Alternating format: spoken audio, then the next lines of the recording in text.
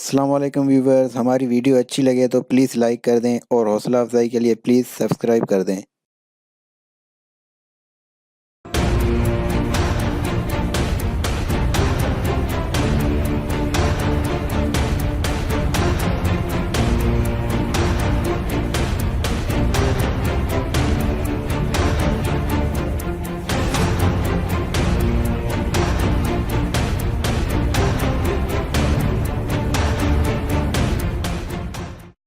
پاکستان ٹیلی communication کی جانب سے رپورٹ ملی ہے کہ مختصر ویڈیوز بنانے اور شیئر کرنے والے مقبول ترین ایپلیکیشن ٹک ٹاک کو بلاک کیا جا رہا ہے۔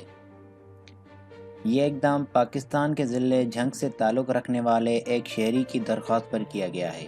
شہری نے درخواست میں لکھا ہے کہ ایسی ایپلیکیشن سماجی بیماریاں پھیلا رہی ہے۔